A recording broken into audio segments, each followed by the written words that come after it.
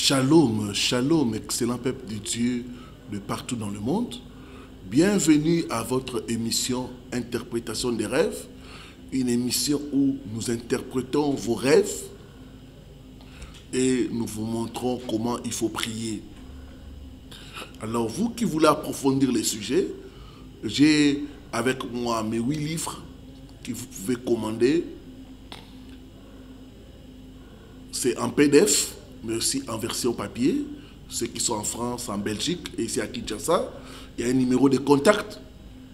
Vous pouvez écrire à ce numéro-là et on vous dira comment vous pouvez vous procurer nos livres. Voilà, nous allons prier pour commencer.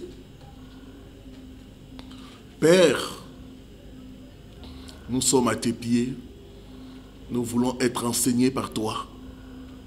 Envoie-nous ta parole, la parole de révélation, la parole de guérison et la parole de délivrance. Que l'homme ne soit qu'un simple canal. Au nom de Jésus-Christ.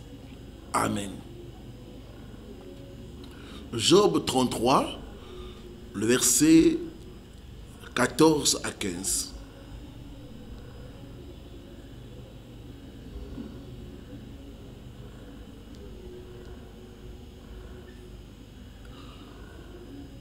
Dieu parle cependant, tantôt d'une manière, tantôt d'une autre. L'on n'y prend point garde. Il parle par des songes, par des visions nocturnes, quand les hommes sont livrés à un profond sommeil, quand ils sont endormis sur leurs couches. Les rêves ne sont pas des rêves. Les rêves contiennent des messages. Les rêves contiennent des révélations. Il nous faut décoder nos rêves pour comprendre le message caché. Et dans nos rêves, il y a aussi des couleurs. Ces couleurs-là ne sont pas sans interprétation, sans un sens caché. Nous allons examiner 15 types de couleurs dans nos rêves et donner les interprétations. 1. Le blanc. La couleur blanche dans nos rêves est synonyme de pureté, de sainteté, mais aussi de la rédemption. Ça nous parle de la purification du péché par le sang de Jésus-Christ.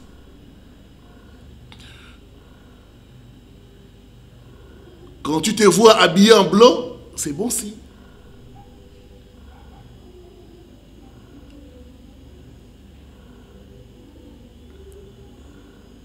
Ça peut être aussi le signe que tu dois rechercher dans ta marche avec Dieu, la sainteté et la pureté.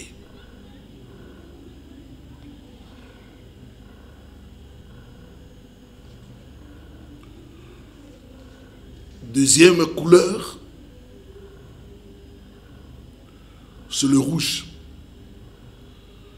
Il est souvent associé à la passion, à l'amour divin et au sang, même au sacrifice.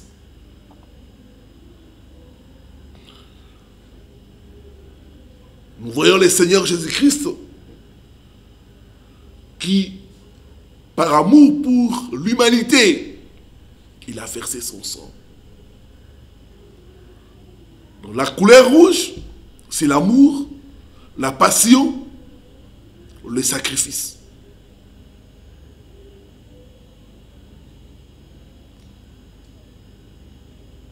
Quand vous êtes une femme enceinte, vous rêvez la couleur rouge, c'est un mauvais signe. Ça veut dire que vous devez perdre la grossesse. Quand vous planifiez de voyager, vous voyez la couleur rouge, il y a un danger sur votre chemin. N'avancez pas.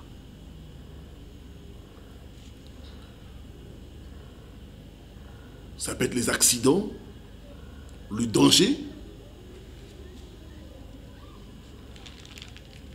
Comme dit la parole de Dieu, mon peuple périt faute de connaissance.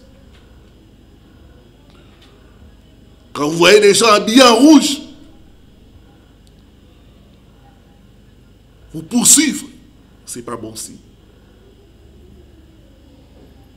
J'ai reçu le cas d'une femme. Elle voyait des hommes habillés en rouge en train de la poursuivre. Et quand nous sommes entrés en profondeur, on a compris qu'on voulait sacrifier sa vie. C'était les esprits qu'avait servi son père, parce que son père était dans la rose croix. Troisième couleur dans nos rêves, c'est les jaunes. Les jaunes illuminés. Et ça montre la gloire de Dieu, la divinité. Le jaune dans vos rêves symbolise la lumière céleste et la présence éclatante du Seigneur. C'est un bon signe. Les jaunes nous rappellent que nous sommes des témoins de Christ. Nous devons rayonner Christ dans ce monde obscur.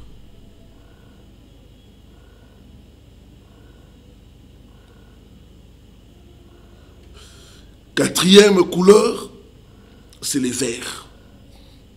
La couleur verte symbolise la vie, la nature et la croissance spirituelle. Le vert est aussi associé à la fécondité. Quand vous priez pour la direction divine, vous voyez la couleur verte, c'est bon signe. Allez-y. L'effet vert est toujours un bon signe. Quand vous vous voyez habillé en vert, c'est un bon signe. Cinquième couleur, c'est les bleus. Les bleus évoquent le ciel et la divinité.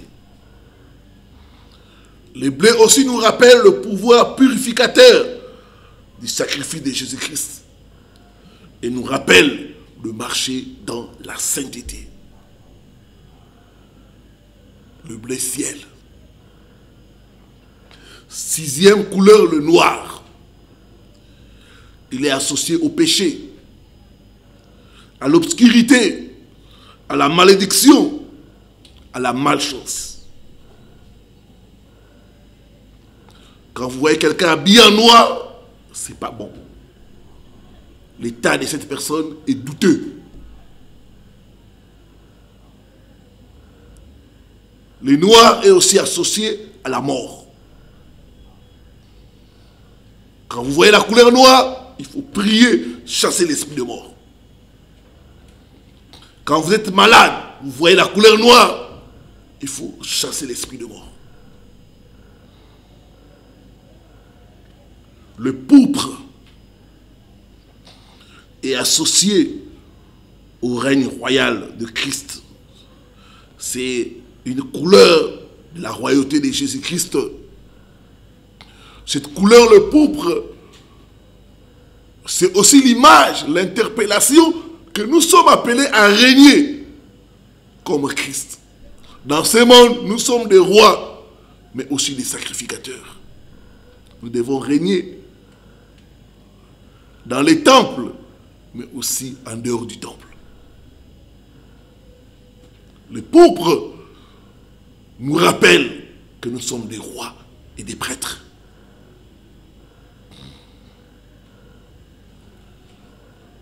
Huitième couleur, le rose, ou la couleur rose. C'est l'amour divin, la compassion, la tendresse de Dieu envers ses enfants.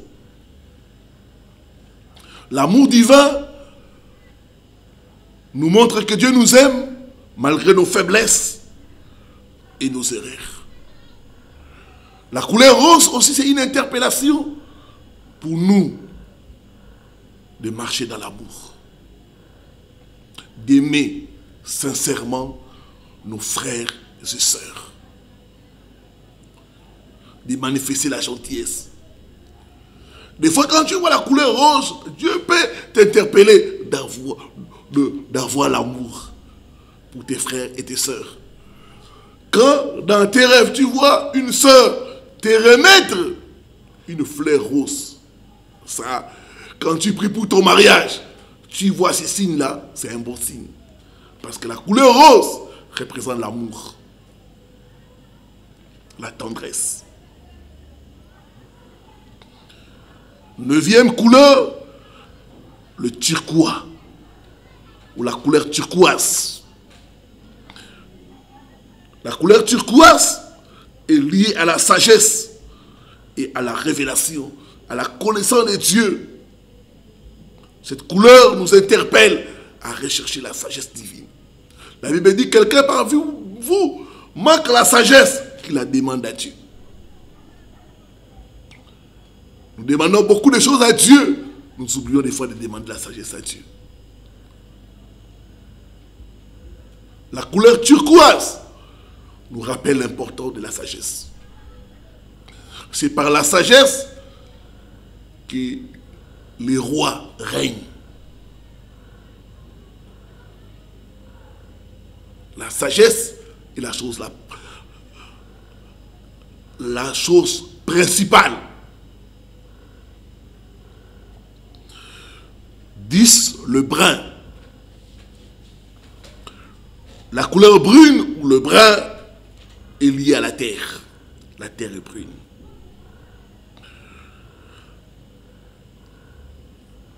La couleur brune, c'est la simplicité, l'humilité. Tu es poussière, tu rentreras poussière. Nous devons trouver notre joie dans les choses simples que Dieu nous accorde. Quand tu vois cette couleur-là, ça peut être que Dieu t'interpelle d'être humble, d'être simple. Un vrai enfant de Dieu est humble. Un vrai enfant de Dieu est simple.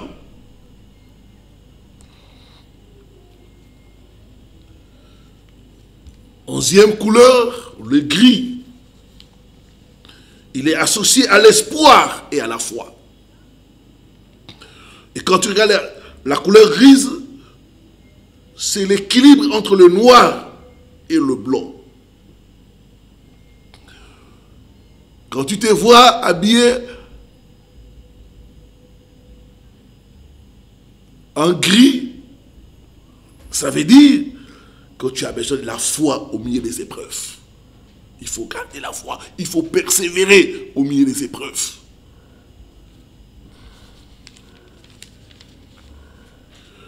Douzième couleur, c'est le doré. La gloire céleste et la royauté. Le doré, c'est aussi la présence éclatante de Dieu. Ça nous interpelle à contempler la grandeur du roi des rois. 13, l'argenté. C'est la pureté, c'est aussi la rédemption. C'est le prix élevé que Dieu accorde à notre âme. La Bible dit, à quoi servirait-il à un homme de gagner le monde entier s'il perdait son âme? Il nous a rachetés, pas au prix d'argent, mais au prix de son propre sang. L'argenté nous rappelle le sacrifice de Jésus-Christ, nous rappelle le prix qu'il a payé pour que nous puissions être sauvés. C'est la rédemption. 14e couleur, l'écarlate. C'est le sang rédempteur. L'écarlate nous rappelle aussi la victoire sur le péché. Le sang de Jésus nous offre la victoire sur le péché. Et 15e, c'est ce que j'appelle multicolore, l'arc-en-ciel.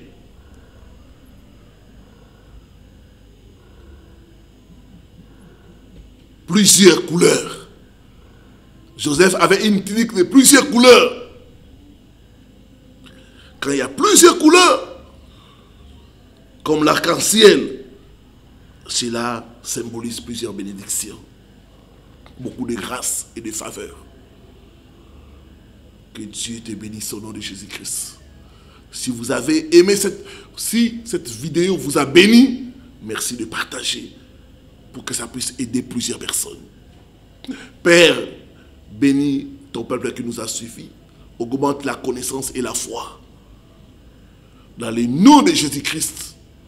Amen. Amen. Voilà, c'était votre serviteur, le révérend Paul Richard Pandi, depuis Kinshasa. N'oubliez pas de partager, de commenter et surtout de vous abonner si vous n'êtes pas abonné à ma chaîne en cliquant sur la cloche pour ne rien rater. Alors que Dieu nous bénisse. Bon jeûne de 21 jours à tout le peuple de Dieu. Shalom, shalom, shalom.